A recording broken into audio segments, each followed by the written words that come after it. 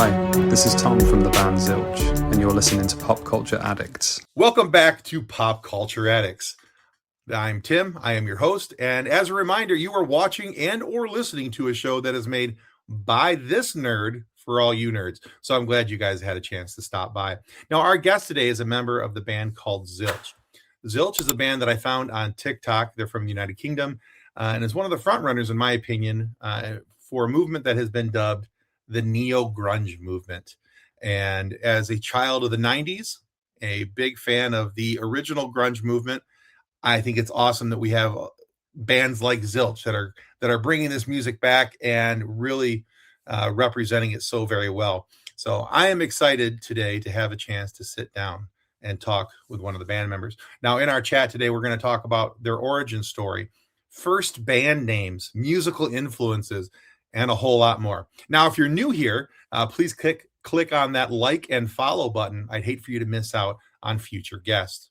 So at this time, let's welcome Tom from Zilch to the show.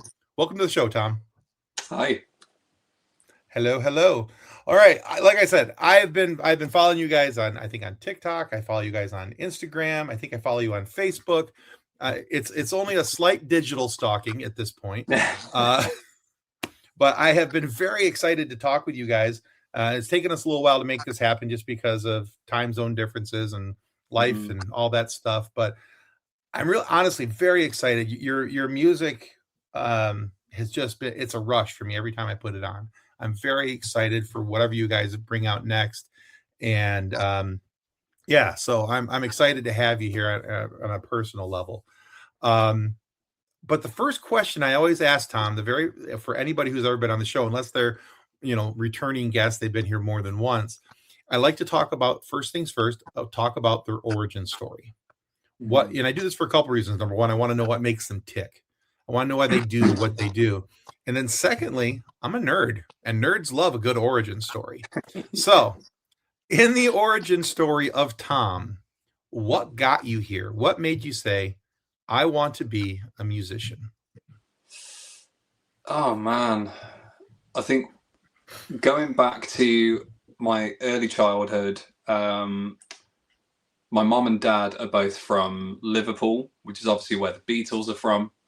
Right. So I grew up on a lot of Beatles, and they were also into a lot of 50s doo-wop and rock and roll groups and things like that. So, like Buddy Holly, Dion and the Belmonts, and just like loads of like American rock and roll groups. Nice.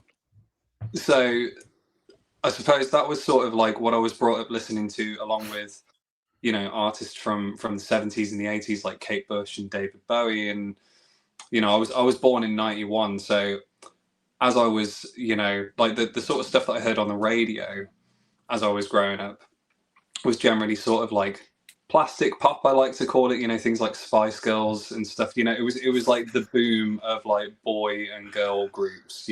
Oh yeah. Obviously Michael Jackson was still really big at that point as well. I mean, he's still huge, but like he was on the radio a lot, so he was like one of my first musical loves. Still love Michael Jackson to this day, really enjoy his music. And so it's just like a big melting pot, I suppose.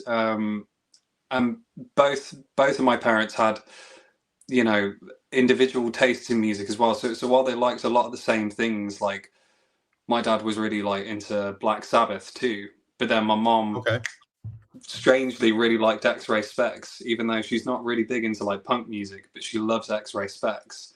So I had like these individual things. And then as I got a little bit older, I should probably say that I have two older sisters and an older brother as well.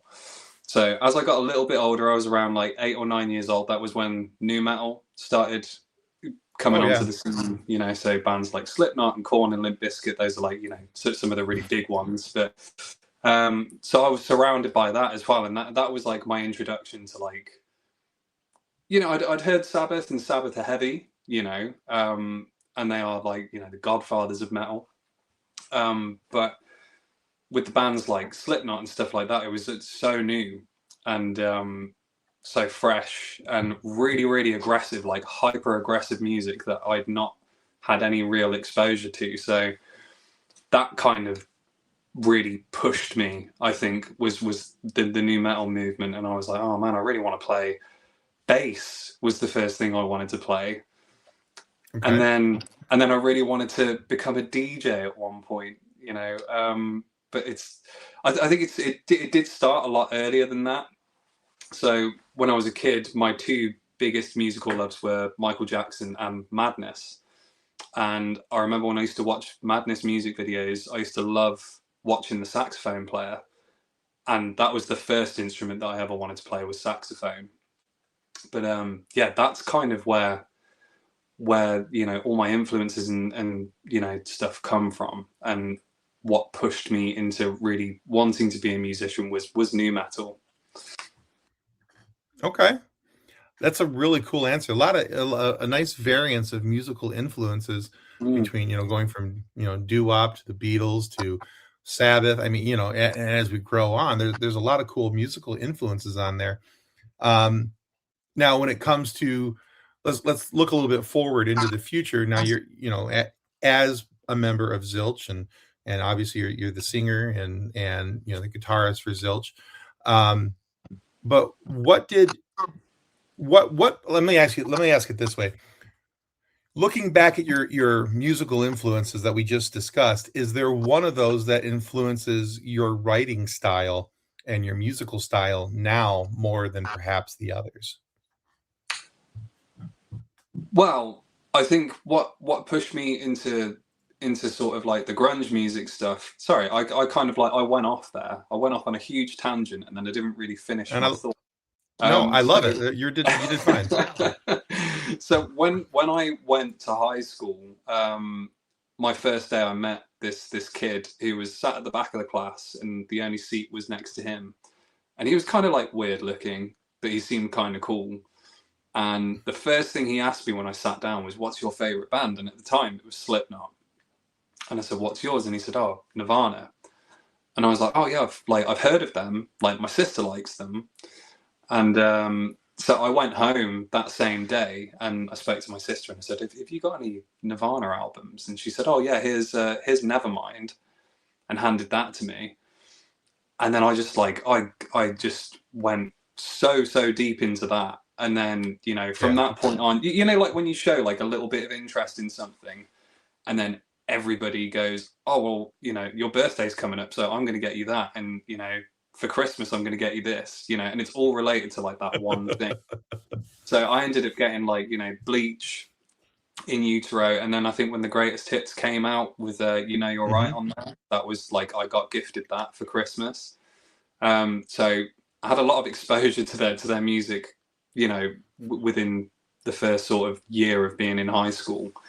And then that, you know, researching them and looking into them sort of made me look at like other bands from that scene, you know, like Hole and L7 and Mudhoney and Tad and Soundgarden, you know, like all of those guys. Yeah, I just got really interested in it. And then I was like, oh, well, I wonder if there are any like sort of, you know, more modern, you know, sort of bands like that. And then, you know, I got introduced to like Bush and I was like, yeah, kind of, but I don't like love them, but I do like some of that stuff.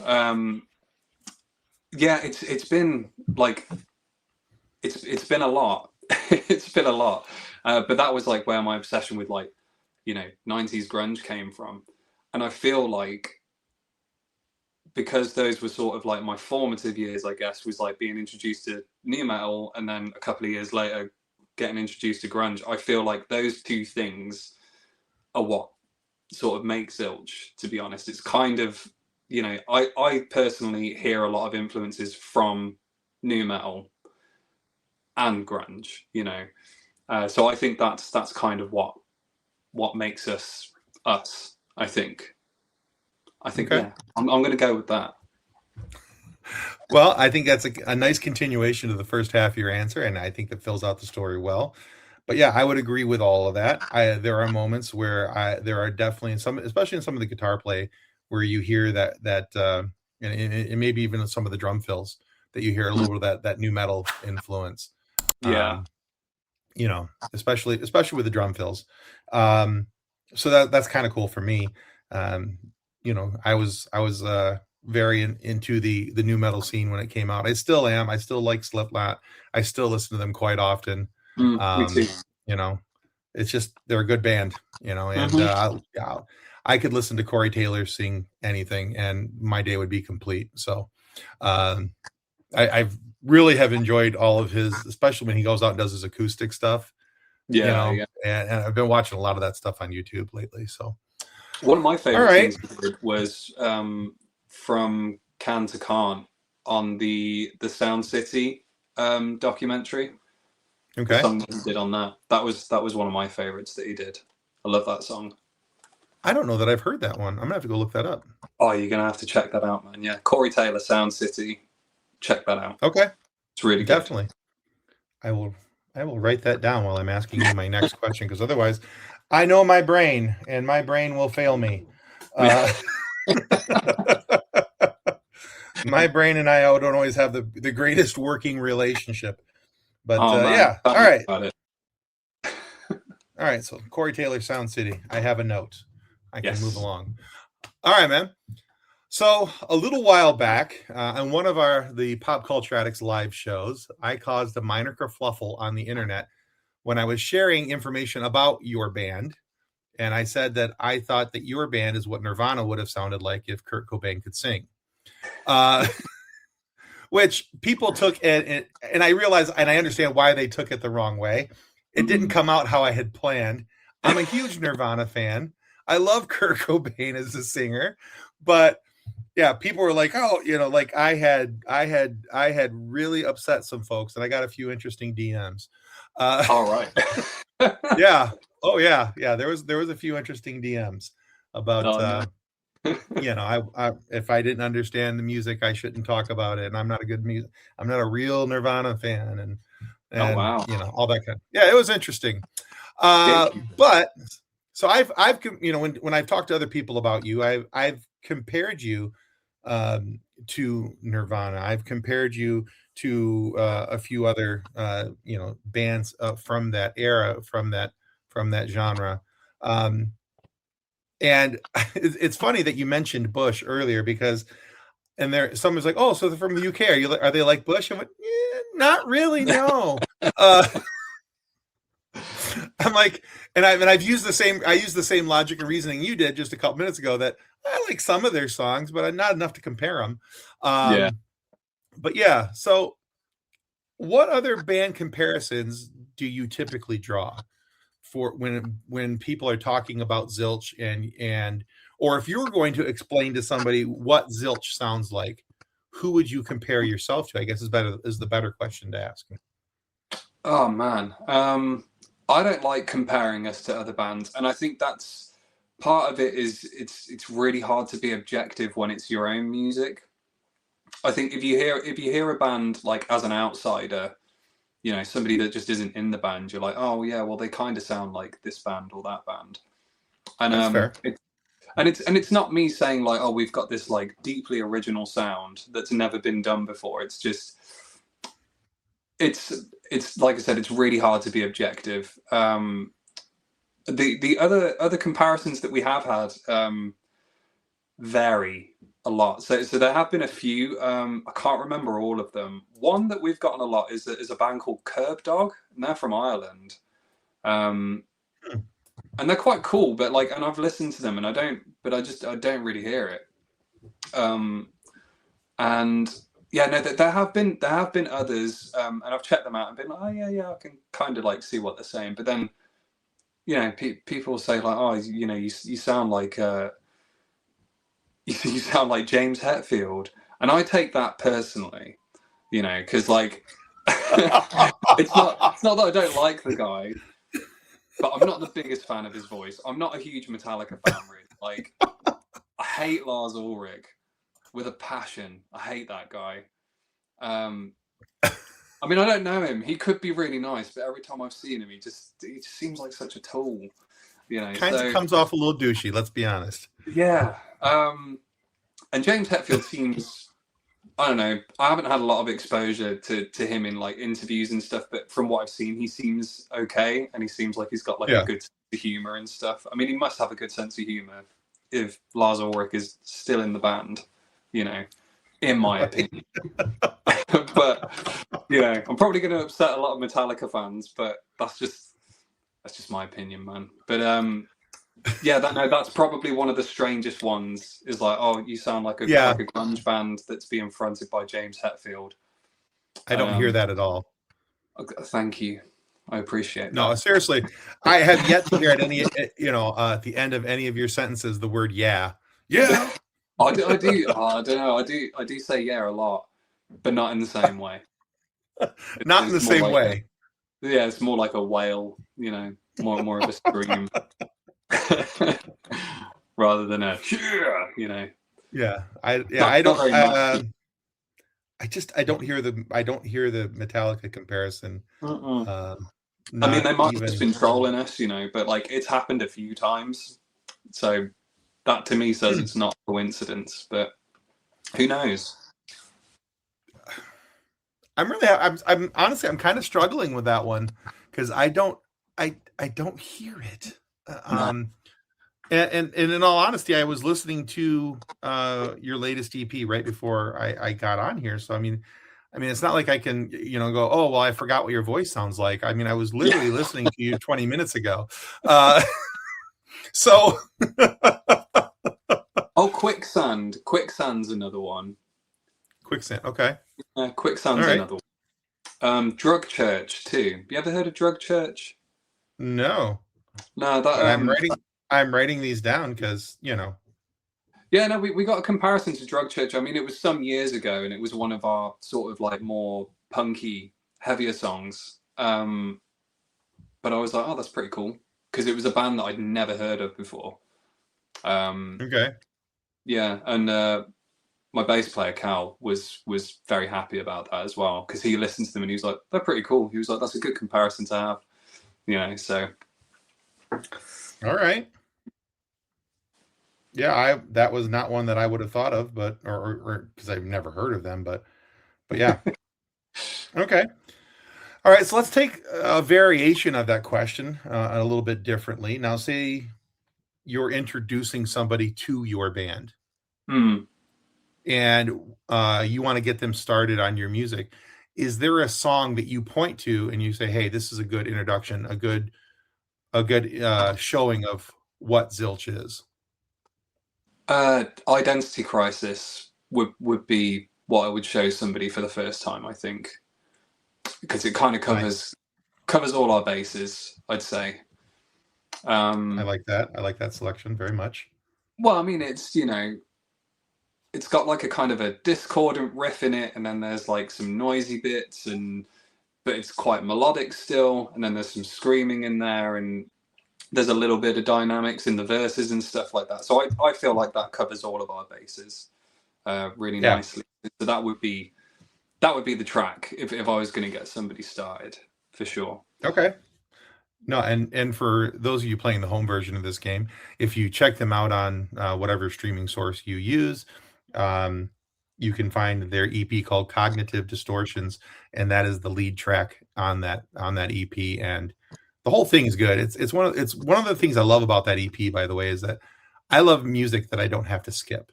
Like I can just put it on and jam out to it. I can just let it play, and that has very much been the case with that EP. Well, actually, everything of yours. I don't think in all honesty, I don't think I've skipped on one of your songs yet. Wow. No, I honestly really, really enjoy your music in it. Not just because in my mind it's a little bit of a throwback to 90s era grunge, and it's a bit of old home week and feeling for me, but as much as it's that, it's also very modern on the take of grunge and everything else. So it's a very welcoming sound. But yeah, Identity Crisis is probably that, and Living with Ghosts are probably my two favorite songs, and those are the first two tracks off Cognitive Distortion. So thanks very much, man. I appreciate that. Yeah, absolutely. All right, cool. So yeah, that would be I like that. I think that's a great way to get somebody started and identifying who and what Zilch is. Okay, cool. All right. So one of the other things I like to talk about when I have guys from bands on the show, I've always thought that band names are kind of cool and of interest to me. Where the band name comes from, what's the reason for the selection? More importantly, the choices that were passed up. What were you almost called? And especially when they introduce curious spellings of words.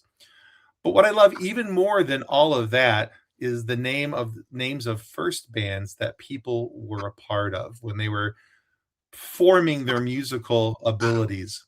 So, Tom, as a young man in your musical journey, what was the band name that started all of this? Oh man.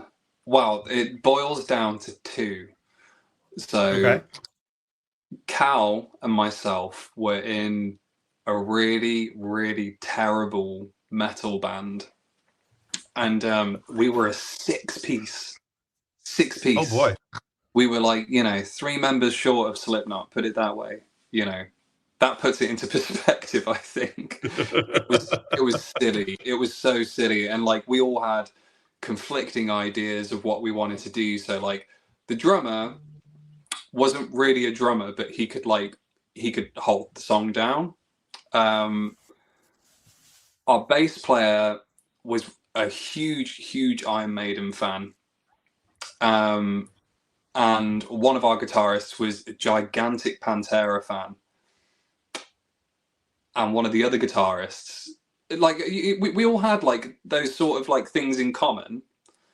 We had similar music tastes, but like they very much were like on the side of wanting to do more sort of like classic metal, like Iron Maiden and stuff like that, and like Megadeth and things. Okay.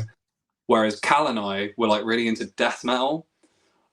So we wanted to do like heavier stuff, and it was just weird because their original singer couldn't really.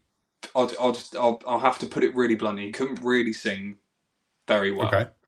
But he'd been with them for years. They'd all known each other in school and stuff. So Cal was one of the guitarists in the band, and he joined just a little bit before I did, I think. And what happened was I went to the bass player's house for like a party. He was having a party at his house, and they put on something. Might have been Drowning Pool actually. And then I just started screaming like in the middle of the room, and they were all like, "Oh man, we got to get you to join the band." And they talked about doing like a dual vocal thing at one point, but that didn't work out. So the other guy left. But it was terrible, and we were called Absinthe, but without the E on the end.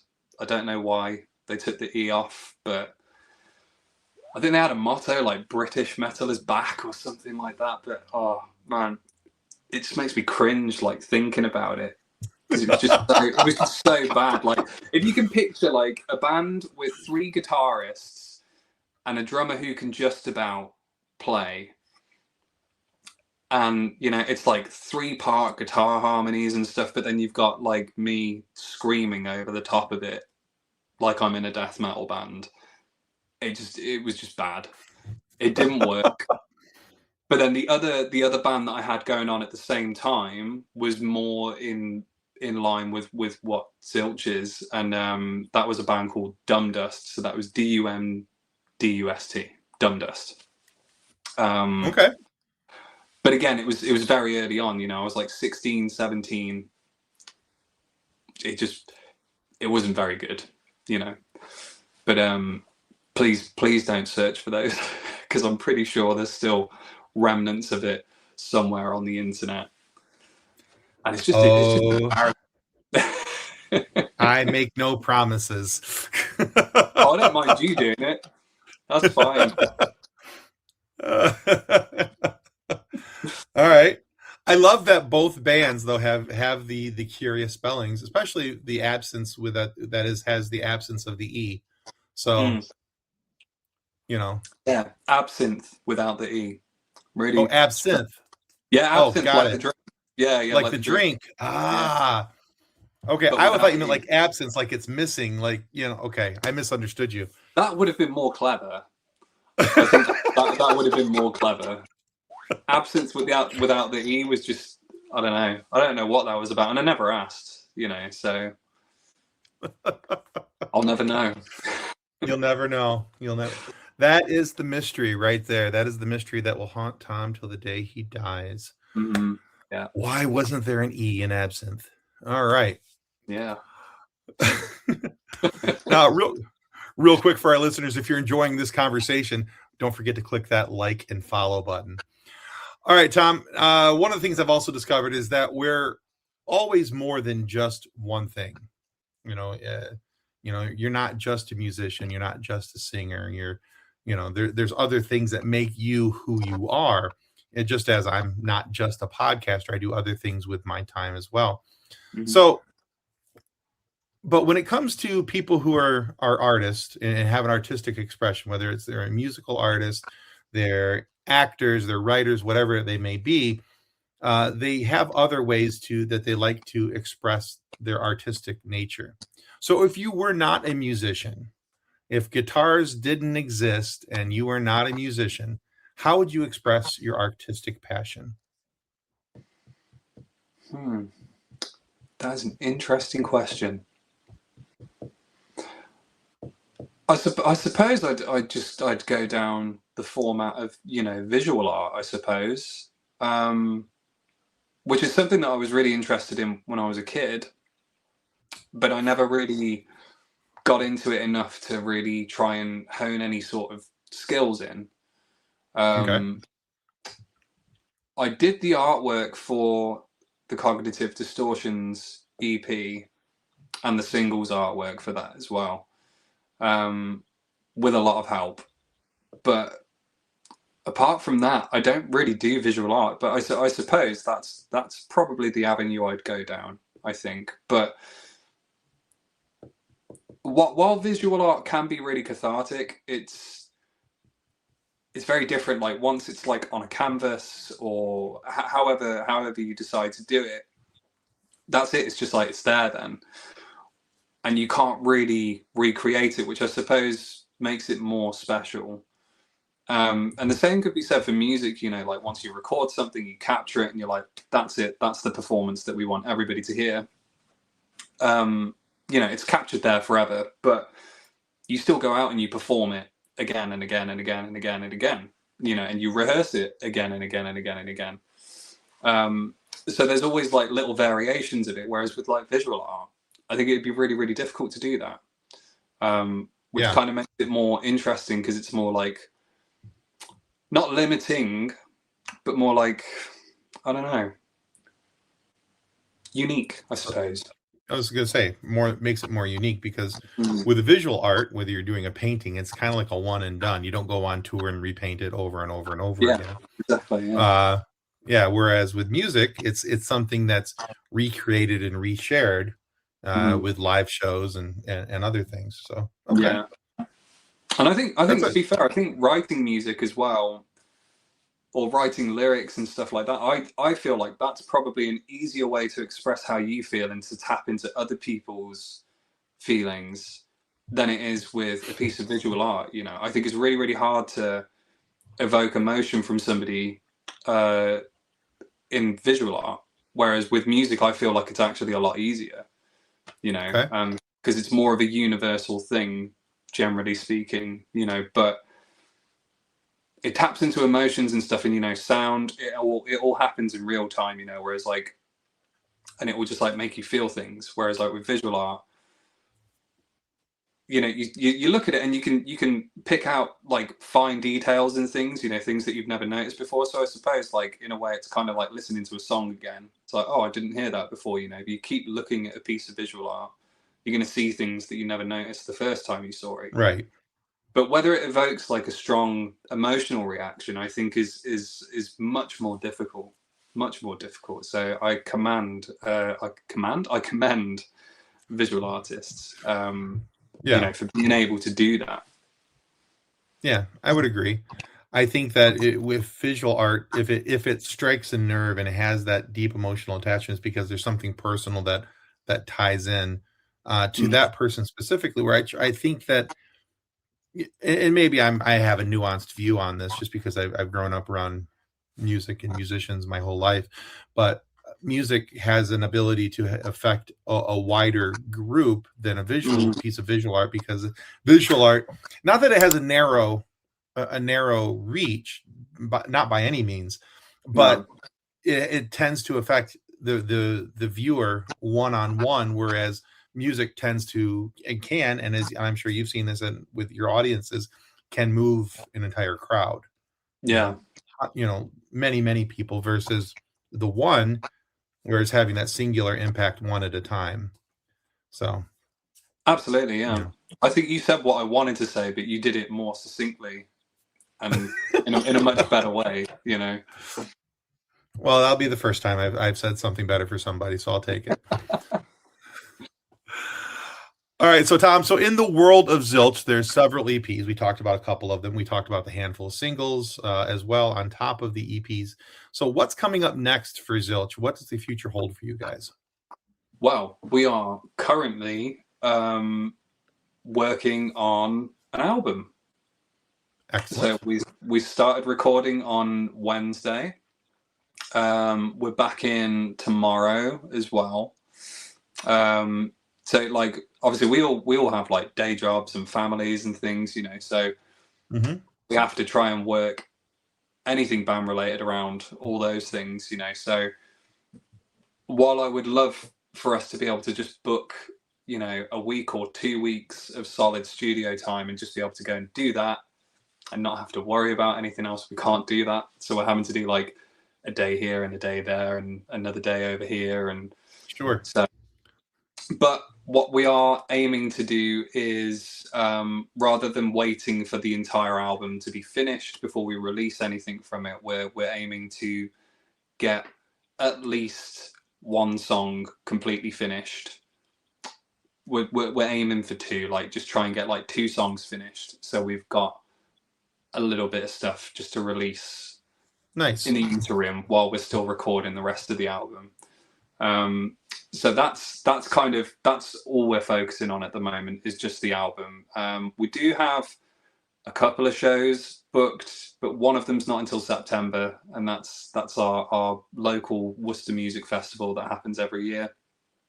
And then the other one's at the end of this month, which again is just another local one. So we're not really focusing on gigs so much at the moment. It's just like, get the album done. I mean, it still hasn't even been fully written yet, as far as I'm concerned. It's not been finished yet. So we've got 9 tracks that we're working on at the moment, but I want to try and get another couple on there if I can. Okay. But it depends on whether I have an idea or not. If I don't have an idea, then it'll stay as a 9-track album, or maybe even an 8-track album. But that's what we're working on at the moment. Just focusing on the album. Okay, very cool. Well, I'm looking forward to that. And I like the idea of releasing teasers. Build a little momentum, give a little interest for the folks who are following you guys to check it out. All right.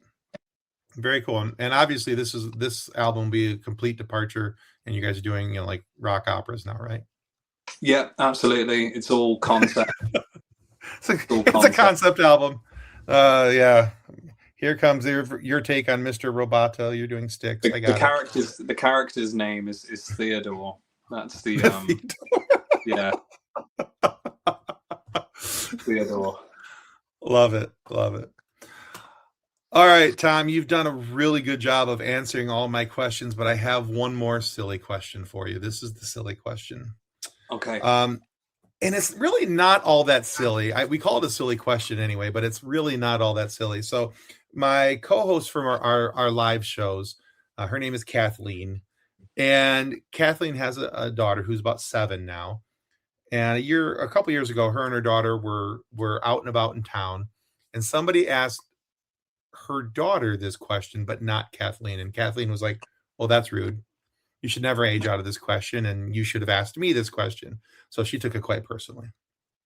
So we made it our charge to ask that this would be the silly question we would end our interviews with, because we thought everybody should be asked this question. And that is, Tom, what's your favorite dinosaur?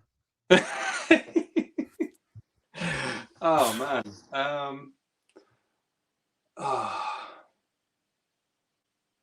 I'm trying to think now. I can't. Oh, see, this is the thing. You put me on the spot now, and now I can't remember any. I do like a Triceratops. I like Triceratops. Excellent.